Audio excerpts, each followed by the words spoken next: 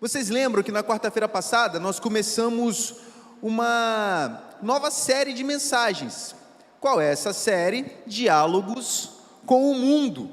E o pastor Ricardo veio aqui e fez um Telecurso 2000 de diálogos com o mundo de Cosmovisão, fez aqui o Telecurso 2000 e os certificados, os diplomas, eles já estão prontos. Vocês procurem o pastor Ricardo no final do culto, que ele vai entregar para os irmãos. Resumindo o que o pastor Ricardo disse na quarta-feira passada, se você não assistiu, você está errado. Você vai lá na nossa página lá do YouTube, assista, curta e comenta e compartilha para dar engajamento para a gente. Mas resumindo, cosmovisão, que é o que a gente está tratando quando a gente fala de diálogos com o mundo, é a forma como a gente enxerga o mundo. É o óculos que nós usamos para enxergar o mundo. E esse óculos, basicamente, se torna um filtro. É a maneira com que nós enxergamos. Só que esse óculos é interessante. Muito mais do que aquilo que atravessa a lente e chega até nós, é como nós lançamos o nosso olhar por essa lente. Então é um óculos que faz uma leitura invertida. Não é o que vem, mas como eu reflito sobre o que vem. Aí você foi para casa e o que você fez? Você falou, e daí? Eu tenho certeza que foi essa a questão que você levou para casa. E daí, meus irmãos, que a nossa visão de mundo, para mim, a minha é perfeita. Para você, a sua é perfeita. É a melhor, é excelente, a melhor do que de todo mundo. Eu penso, se todo mundo enxergasse o mundo como eu enxergo, o mundo seria um lugar muito melhor. Porque cada um de nós julga o mundo por intermédio da nossa cosmovisão. Só que eu tenho uma péssima notícia para você. Aproveitar que hoje o pastor Flávio falou que eu estou com o coração meio peludo. Hoje a gente voltando do café dos pastores, na reunião que nós temos com os pastores, ele falou assim, você está com o coração meio peludo. Eu falei assim, então tá bom, então só de raiva. Não, já estava pronto, eu já estava com o coração peludo. O problema é que a nossa cosmovisão, no máximo, sem Deus, no máximo, aponta para um lugarzinho menos quente no inferno. Sem Jesus, a nossa cosmovisão é, no máximo, um apontamento para uma condenação menos pior. Sem Deus, o mais perto do Éden que a gente chega é a mentalidade de pecado de Adão. E isso é um problema muito grande, porque a minha cosmovisão é assim, e vou deixar algo claro aqui, a sua também, meu irmão. Sem Deus, minha irmã e meu irmão, a nossa cosmovisão é somente uma contaminação pelo pecado. Então, por que nós estamos falando de diálogos com o mundo? Porque o interessante é nós sabermos dialogar com todos, com um óculos diferente do óculos secular. Qual é esse óculos? A palavra de Deus. Por isso eu convido os irmãos a aprender com um camarada que fazia isso de maneira excelente, Saulo, que em latim é Paulo. E vocês vão abrir a Bíblia na primeira carta dele aos Coríntios, no capítulo 9, nós vamos ler do verso 16 até o verso 27, eu vou projetar, mas eu peço para que os irmãos abram também a Bíblia, para que em casa o irmão reflita, o irmão ou a irmã reflita no texto, para que possa também aprender um pouco mais com o apóstolo Paulo. Eu já vou ler, meus irmãos, eu vou ler na Nova Versão Internacional, olha como é que Paulo fala: contudo, quando prego o Evangelho, não posso me orgulhar, pois me é imposta a necessidade de pregar. Ai de mim se não pregar o Evangelho, porque se prego de livre vontade, tenho recompensa. Contudo, como prego por obrigação, estou simplesmente cumprindo uma incumbência a mim confiada. Qual é, pois, a minha recompensa? Apenas esta: que pregando o Evangelho, eu o apresente gratuitamente, não usando assim dos meus direitos ao pregá-lo. Porque embora seja livre de todos, fiz-me escravo de todos, para ganhar o maior número possível de pessoas. Tornei-me judeu para os judeus, a fim de ganhar os judeus. Para os que estão debaixo da lei, tornei-me como se estivesse sujeito à lei, embora eu mesmo não esteja debaixo da lei, a fim de ganhar os que estão debaixo da lei. Para os que estão sem lei, tornei-me como sem lei, embora não esteja livre da lei de Deus, mas sim sob a lei de Cristo, a fim de ganhar os que não têm lei. Para com os fracos, tornei-me fraco, para ganhar os fracos. Tornei-me tudo para com todos, para de alguma forma salvar alguns. Faço tudo isso por causa do Evangelho, para ser coparticipante dele. Vocês não sabem que dentre todos os que correm no estádio, apenas um ganha o prêmio? Corram de tal modo que alcancem o prêmio.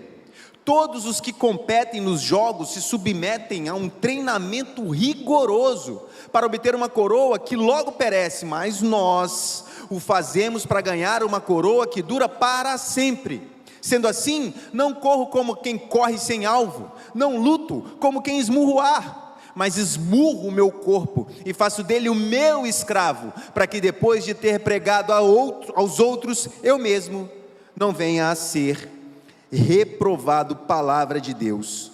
Paulo inicia o texto dizendo que ele prega o Evangelho e faz por ordem divina. E pregar o Evangelho não faz dele um super-humano, só faz dele um cumpridor daquilo que ele é obrigado a fazer. Todo crente é assim. Como diz Paulo, ai de nós, se não pregarmos o Evangelho. Quando a gente vai pregar o Evangelho, a gente tem muitas barreiras para ultrapassar. Pregar o Evangelho significa romper algumas barreiras, romper algumas situações que muitas vezes nos impedem de levar a mensagem adiante. E são barreiras que muitas vezes são simples. Idioma, se for uma barreira linguística, né? Idioma, sotaque, algumas gírias, alguns maneirismos de determinadas comunidades. Se for uma barreira intelectual, pode ser a surdez, pode ser o analfabetismo ou uma baixa capacidade cognitiva de alguma pessoa, pode ser o pouco conhecimento de mundo, pode ser uma barreira pessoal, um trauma religioso de alguma pessoa, preconceito em relação à religião de outra pessoa. Muitas são as barreiras, cada uma dessas barreiras precisa ser ultrapassada, mas com cuidado. Elas necessitam ser vencidas. Por isso, a nossa mensagem de hoje tem um título: ajeitar, sem alterar. Ajeitar, sem alterar. Como eu prego a mensagem do Evangelho de forma efetiva, coerente e honesta com o texto, de forma que o meu ouvinte compreenda a mensagem do Evangelho de maneira perfeita. Como que eu digo a verdade do Evangelho, como que eu levo a palavra de Deus inerrante e eficaz, de maneira com que a pessoa que tem uma visão de mundo diferente de mim, consiga compreender de maneira perfeita. Como bons batistas, a gente separa a nossa mensagem por tópicos, e a primeira coisa que nós temos que entender nesse texto de Paulo aos Coríntios, é que Paulo entendia a própria bolha. Paulo, ele era judeu, cidadão romano, fariseu, ele sabia quem ele era, ele compreendia a própria bolha. Paulo entendia os judeus, entendendo os judeus, tentou levá-los a Cristo. Paulo disse que se fez judeus para com os judeus. Paulo conhecia os judeus, e a forma com que Paulo se apresentava aos judeus era de tal maneira que ele olhava para o Antigo Testamento e apontava Cristo naquele texto, para que os judeus conseguissem compreender que o Antigo Testamento tratava do nosso Senhor. Paulo diz que entendeu a cosmovisão judaica, e isso diz muita coisa. Paulo conhecia a lei, conhecia os profetas, conhecia a história do povo e conhecia o povo que estava estabelecido naquele momento, naquela situação. Paulo, quando diz que conhecia os judeus e se fez judeus para com os judeus, não é que ele se transfigurou nos judeus para mentir para aquele povo. Ele entendeu a mentalidade de um povo para apresentar a verdade de maneira com que aquele povo entendesse. Então, a primeira coisa que nós podemos aprender com Paulo é: se eu não conheço o povo, como que eu vou apresentar a verdade para ele? Porque não posso usar, irmãos, os meus pressupostos, as minhas manias, o meu jeito como jeito perfeito. Como eu disse aqui aos irmãos, a minha verdade sem Deus é no máximo um apontamento para um lugar menos quente no inferno. Eu não tenho em mim a verdade que salva, mas eu preciso apresentar a verdade que salva, e Deus me usa de instrumento para que eu apresente essa verdade para uma pessoa muitas vezes diferente de mim, que ouve músicas diferentes da minha, que tem um jeito de falar diferente do meu, que às vezes não gosta de quem é careca e de barba. Isso não importa, porque eu preciso vir com a palavra de Deus e apresentar a palavra de Deus com coerência para quem ouve. Então, quem me ouve tem uma cosmovisão diferente de mim, é um Adão que peca diferente de mim e que percebe coisas diferentes de mim. Então eu preciso ajeitar o texto sem alterar o texto, para que a mensagem seja enviada de maneira perfeita. Para que eu possa fazer isso de forma adequada, é só tendo o estudo adequado do texto sagrado. Mas Paulo não parou aí, meus irmãos. Paulo também estudou as outras bolhas. Ele disse: eu me fiz fraco para com os fracos, para ganhar alguns. Paulo estudou também outras visões de mundo. Paulo, ele, sabendo que a revelação veio pelos judeus, sendo ele judeu, sabendo que Jesus era judeu, Paulo entendeu que esse povo, que é o povo judeu, com essa revelação que veio pelos profetas judeus, e esse Jesus, eles não ficavam guardados naquela região de Jerusalém, mas deveria alcançar Samaria e confins da terra. Como que eu vou levar uma mensagem de um território tão pequeno em relação ao mundo, para o mundo inteiro? Paulo precisou entender como que todo esse mundo, que era o mundo conhecido de Paulo, agia e atuava. Paulo precisou conhecer as pessoas que estavam ao seu redor. Resumindo, Paulo estudou como essas pessoas enxergavam o mundo. Paulo entendeu outras culturas, para levar essas culturas a Cristo. Meus irmãos, entender cultura não é pecado, ler não é pecado, estudar não é pecado, mesmo que a gente lance o nosso olhar em textos que nós consideramos textos equivocados. Conhecimento não é pecado. Tudo que existe no planeta, foi por misericórdia de Deus que existe, foi porque Deus permitiu que isso existe. Como que eu vou a alguém, se eu vou a alguém munido da minha cosmovisão, o nome disso é pré-conceito, porque eu chego a essa outra pessoa com um conceito pré-determinado por mim, porque como eu disse, meus irmãos, todos nós entendemos que a nossa cosmovisão é melhor. Eu já trato o outro como inferior, mas o que eu preciso é entender todas as bolhas, sabendo que eu estou dentro de uma. Quem sou eu para achar que eu sou o Superman que está além da bolha? Quer ver um argumento que soa bonito, mas é extremamente arrogante? Uma vez um rapaz chegou para mim no local que eu trabalhava e falou bem assim: porque as religiões todas apontam para o mesmo Deus. Eu disse: claro que não. Ele disse: é porque uma religião, é como se Deus fosse um elefante. Ele falou, como se Deus fosse um elefante. Uma verdade aponta para a pata, outra verdade aponta para a tromba, outra verdade aponta para a orelha. Eu falei assim: e se você conhece o elefante, me apresenta ele inteiro, porque você é um ser humano tão bom na ideia teológica, que você consegue observar um elefante que eu consigo ver só em partes. Me apresenta esse elefante inteiro. Ele falou: não consigo. Eu falei assim: então não diga que há um elefante, Porque isso que você está fazendo é arrogância. Você está falando que bilhões de pessoas são ínfimas em relação ao seu ponto de vista sobre religião. Eu tenho que entender, meus irmãos, que eu estou dentro de uma bolha. Eu só não posso achar que a minha bolha é o mundo. Eu preciso entender as outras pessoas, eu preciso entender as outras visões, eu preciso entender o que o Paulo chamou de os fracos. Eu sou forte não pela minha força, eu sou forte porque Jesus me dá força.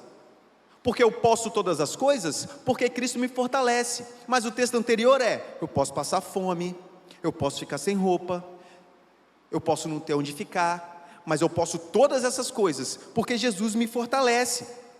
Por mais que Paulo fosse um conhecedor da lei, ele precisava apresentar isso para as pessoas que não eram praticantes da lei de Deus.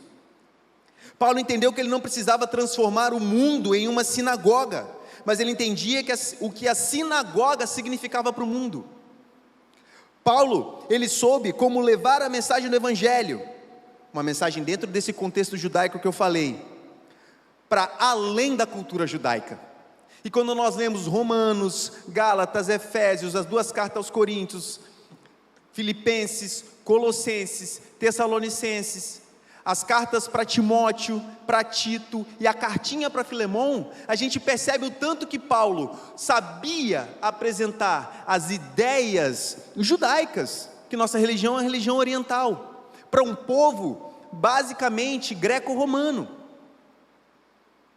Paulo apresentou de forma perfeita um Jesus judeu para um povo não judeu. Paulo soube separar a religião judaica da cultura gentia, sem alterar a mensagem. Ou seja, Paulo entendeu os fracos, fortes, gregos, judeus e romanos de forma exemplar. O objetivo final da mensagem, então, é levar o pecador à cruz. Para isso eu preciso sim de estratégia, mas eu preciso principalmente de conhecimento. Sem alterar aquilo que foi revelado, é preciso saber explicar de maneira adequada. Eu, por exemplo, eu tenho uma imensa dificuldade. Eu não consigo me comunicar com quem é surdo. Eu tenho até um aplicativo aqui, que faz, a linguagem de sinais, mas eu não tenho a habilidade de levar a mensagem do Evangelho para quem não tem a capacidade de ouvir. Eu não consigo. Eu tenho um grandíssimo impedimento. Isso é uma falha, porque Libras, a linguagem de sinais do Brasil, é linguagem oficial. Eu não sei, eu sou analfabeto em Libras. Então eu tenho uma dificuldade de comunicar com o meu povo a mensagem do Evangelho em português. Eu não estou dizendo que a gente tem que ficar trocando termos, trocando as informações, colocando adendos culturais no texto bíblico. Eu não estou falando isso, mas eu tenho que conhecer com quem eu estou falando para eu poder levar a verdade do Evangelho da maneira correta. Não adianta você chegar, o maior teólogo da história, chegando para um grupo de pessoas e falar 1000 palavras que ninguém consegue compreender. Assim como um professor de química, também ele não consegue ser compreendido se ele falar todos os termos que ele conhece em seu doutorado, mestrados. Ele precisa passar para os alunos a mensagem de forma adequada, para que aqueles compostos e tudo que envolve a química possa ficar pelo menos compreensível ao ouvido. A comunicação, quando ela não é compreendida, a falha nem sempre é do ouvinte, muitas vezes é do comunicador. E vou te falar uma coisa, meus irmãos, quando a gente observa as outras bolhas, e quando a gente observa com atenção, sabendo que a nossa bolha é a nossa opinião, muitas vezes, a gente consegue perceber que existem verdades em todas elas. E vou além, só há verdade porque Deus permite, e toda verdade aponta para Deus. A verdade, ela vem de Deus. E nem toda a verdade, agora, vou falar um negócio aqui, deixa eu explicar. Nem toda a verdade está na Bíblia, apesar da Bíblia ser a verdade. Por exemplo, a Bíblia não fala de tipo sanguíneo. Tipo sanguíneo é verdade. A Bíblia não falou das Américas. Eu posso garantir que as Américas existem, eu estou numa. A Bíblia não fala de planetas fora do sistema solar, te garanto que existe. A Bíblia não fala de bactéria, não fala de luz elétrica, não fala de carro, não fala de navio, não fala de dinossauro. Eu te garanto que tudo isso é verdade. E tudo isso é verdade, porque Deus permite que é verdade, e toda a verdade vem de Deus. Eu não posso pensar que sem a palavra de Deus, que é a verdade que liberta, que apresenta Jesus Cristo, que apresenta a cruz, que apresenta o sangue de Jesus, que apresenta o plano de salvação do nosso Deus. Eu não posso imaginar que sem essa verdade, a minha verdade é a excelência de todas as verdades.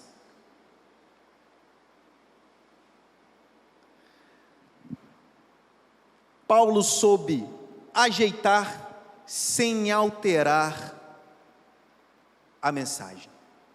Ele ajeitava a mensagem de maneira com que os romanos conseguissem compreender plenamente, os gregos conseguissem compreender plenamente, os pastores como Timóteo e Tito conseguissem compreender plenamente a mensagem inalterada do Senhor. E Paulo termina esse texto dando um exemplo de como que isso é feito. Me fiz judeu, me fiz fraco, agora eu vou me fazer Corinto. E ele deu um exemplo dos jogos istmicos. Em Corinto, meus irmãos, existia um evento que rivalizava com a Olimpíada de Atenas, rivalizava, eram os jogos istmicos. Os jogos istmicos eram os jogos de Corinto, e eles eram enormes, tinham todos os tipos de esporte da época, e era como se era uma disputa de importância, os jogos istmicos e os jogos olímpicos, e era uma festa. O que Paulo fez? Paulo, no final do texto, ele apresenta, olha, eu vou falar para vocês, verso 24, vocês sabem que todos os que correm no estádio, de todos que correm no estádio, apenas um ganha o prêmio? Disso tudo que eu falei para vocês, eu vou mostrar como é que se faz.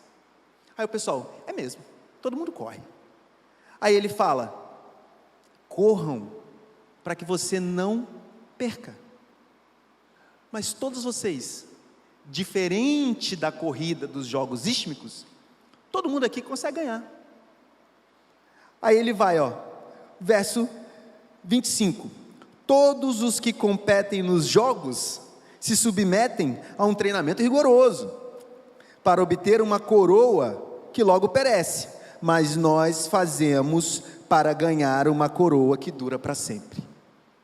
Vocês, quando vocês olham para aqueles ídolos, para aquelas pessoas fantásticas, que fazem coisas absurdas, eles vão ganhar uma coroa de louros, não é a coroa de Jesus. Quem quer a coroa do rei é Satanás, nós não, nós queremos outra, nós queremos a coroa de louros. Paulo fala, essa coroa dá honra e glória momentânea para o vencedor, mas o nosso Deus nos coroará eternamente, porque somos mais que vencedores em Cristo Jesus.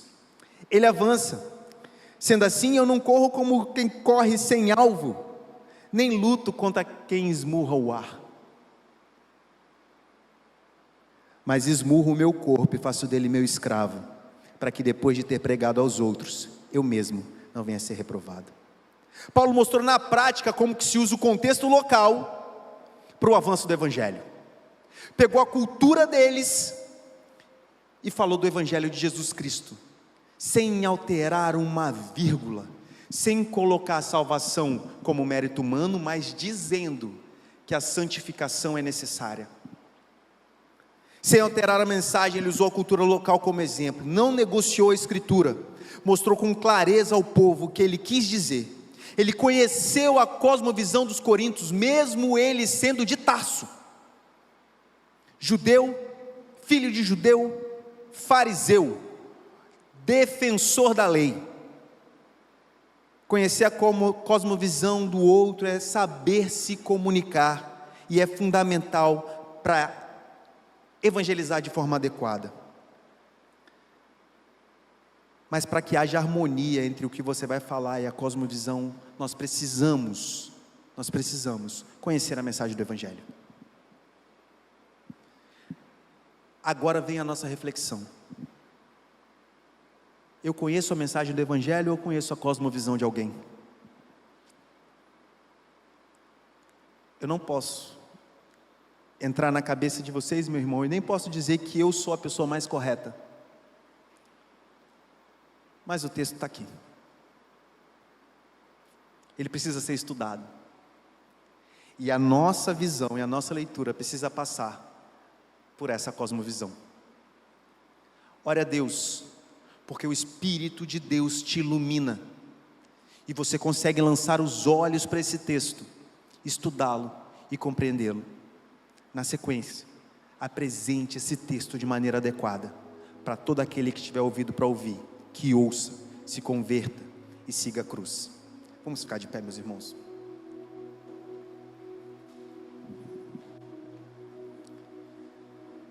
Vamos orar para que Deus nos ilumine, para que a gente possa apresentar a verdade do Evangelho da forma correta, para todo aquele que tiver ouvido para ouvir, para que todos ouçam.